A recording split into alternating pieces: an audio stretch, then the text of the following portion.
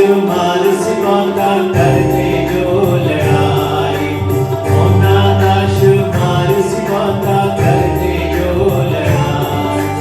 मुर्दे में यहोवा के देवां दा दुख, मैनू अपने रहम करके बख्शेगा रिहाई। दुश्मनां दे ताने सुन के रब जवाब सुनावे, दुश्मनां दे ताने सुन के रब जवाब सुनावे। उठ कदीमों बैठा